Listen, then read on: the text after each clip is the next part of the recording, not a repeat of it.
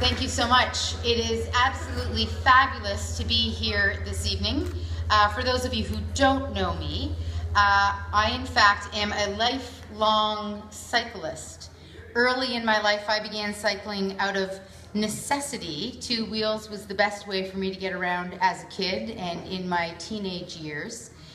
And in fact, that ingrained in me not only a love for cycling, but a recognition that it's simply a fabulous way to get from point A to point B. It's a great way to move in the city. What I'd like to do tonight is tell you a little bit of a story.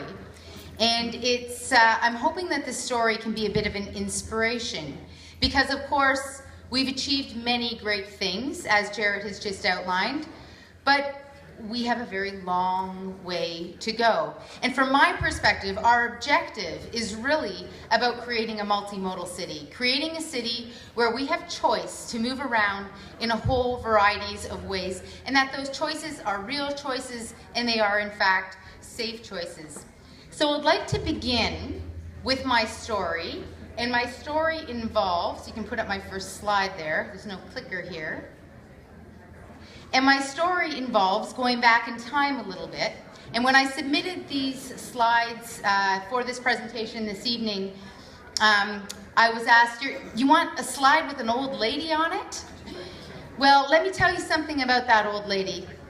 That old lady's my grandmother. And that old lady on that bike when this picture was taken was 86 years old. Today she's 93 and very, very healthy and well.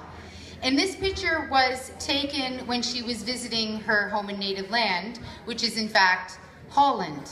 And it was taken when she was traveling to visit friends, moving from one town to the next. This was and is a form of transportation. I know it looks very pretty and very leisurely, but it was a way of moving from place to place. And my grandmother has always kept a bike in Holland ever since she's lived there. Now, when my grandmother turned 85, which was several years ago, she bestowed on our family a wonderful gift, and it is this. She gave us a copy of her life story. 300-page book. She wrote her story from beginning to end. It's a wonderful story, particularly if you're related to her in some way, because it's a family story. But recently I was rereading this story, and I noticed something quite shocking, and it is this.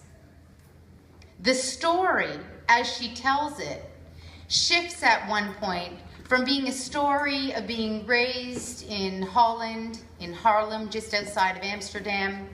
And the story is about growing up as a young girl, and then the war comes, and there's a story of the Nazis invading and occupying Holland.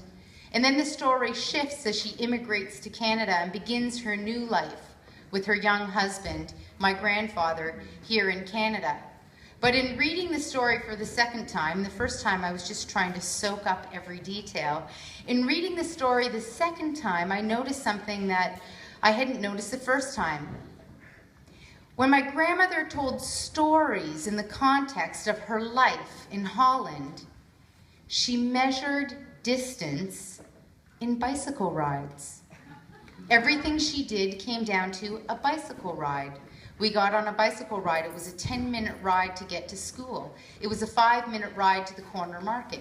It was a 20-minute ride to church on Sunday morning. It was a 2-hour ride to visit my aunt and uncle in a neighboring town. We got on the bikes and cycled. Everything was measured in a bike ride.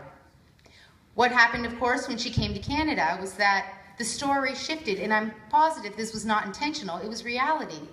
She began to measure everything in terms of a drive. So the language shifts as her journey from living in Holland to living in Canada shifts. Her story shifts to be a story that is measured in drives, how she drove from one place to the next. What's so fascinating to me about this story is that my grandmother never made a choice. She didn't say, in Holland, I'm a cyclist.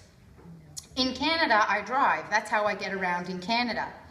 No, that's not the way it happened at all. Rather, the infrastructure changed. All the clues in the urban environment are different in Holland than they are in the Canadian context. And as a result, she made fundamentally choices that were part of the culture around her because the infrastructure was different. And we know this to be true. We've seen this in the City of Toronto, that when we build different infrastructure, people make different kind of choices about how they move about in the city. Well, let me tell you a little bit more about this story, because a very interesting thing happened after my grandmother left Holland. There was the war. She was there for the war. She left in the 50s, just after the war. In 1957 in Holland, the primary way of moving from place to place was on a bike. And the average distance people traveled was 3.9 kilometers. But then something happened. As Europe was rebuilding, became very wealthy. And as it became wealthy, roads were widened, buildings were torn down, and people began driving from place to place. By 1975, the average journey, the average commute, had extended to be 23 kilometers, a fundamental shift. People were cycling. My grandmother grew up in that era of cycling. She left the country, and actually the infrastructure began to change as people became wealthier and as car ownership became more possible. Well, along with this shift in infrastructure came something else. There came tragedy. Children, and this is a protest, a sign from a protest that was widely recognized as being the beginning of the cycling movement in Holland in the late 70s, children were in fact getting hit by cars and were dying in the street. Now, in some ways this is a terrible story, but in some ways it's a wonderful story because we all know how it ends. Anyone who knows anything about cycling in Amsterdam today knows that this was the beginning of the modern movement of creating a cycling city. And I like this story because it shows how our infrastructure dictates or translates into the way that we move in any given environment. But it's also a story of change. It's a story of choice. And I believe we ought to be empowered by this story because we know that we need to change how we move in our city, to provide more choice, to ensure that our city is a safe place for everyone, whether you're walking or whether you're cycling or whether you're moving in other ways using transit or driving. So there's a great opportunity before us in the context of becoming a bicycle-friendly city to create a city that is in fact more sustainable, more livable, and more safe. And we know that other places have been there, gone through a transition, and come back again. We have the opportunity before us to become something quite different from what it is that we are today. Now, if we look at where we're going, many of you have probably seen this chart from the recent Pembina report on congestion in Canadian cities. And, you can poke a little bit at this data. For example, we know that Vancouver is really more translatable right to the downtown of Toronto than the amalgamated city. But still, the point can be made and should be made that we know that we're laggards when it comes to building cycling infrastructure.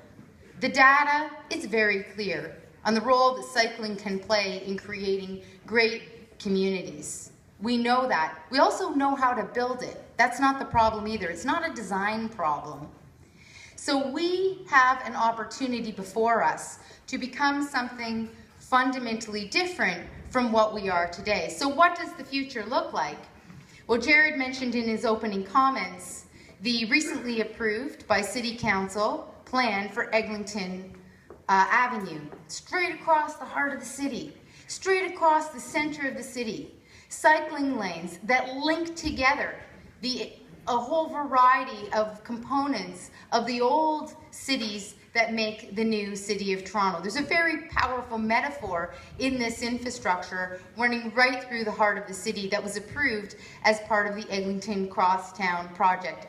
Now, it wasn't easy to get to this point, to get this planning framework and this environmental assessment approved at City Council. It has taken a tremendous number of consultations, over 70 consultations over 2 years in order to create this planning framework. And it will take many more to get it implemented. But we ought to hold this out in front of us as a vision of what we could be as a city. Because we could be a city where young children can travel to school in cycling lanes and be safe. We could be a city where someone like my 86-year-old grandmother isn't afraid to get out and cycle. She knows how to cycle, but she wouldn't do it here. We could be a city where cycling is a critical part of our transportation infrastructure. That is the great opportunity that is in front of us today. And what might that look like?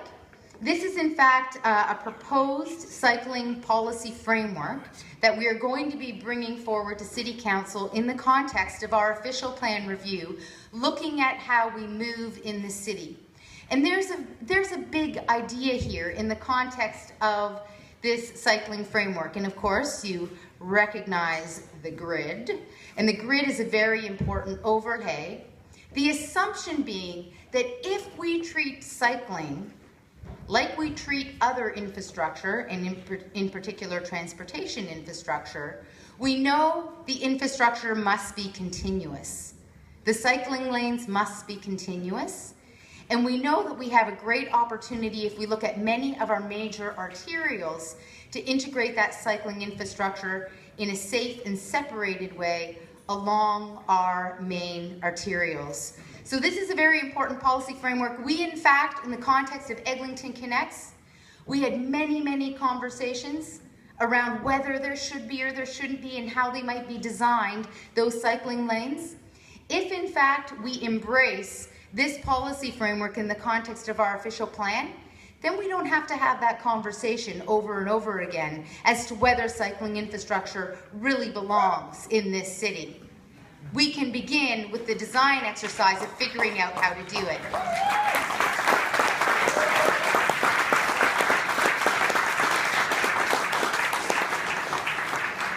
So this is a great opportunity for our city to push the conversation one step further to advance a bicycle-friendly city. And I'll leave you on this final note. Some of you might recognize this heat map from the app that was created in order to track where cyclists are going. In fact, many of your routes around the room are on this app, the red lines that you see here.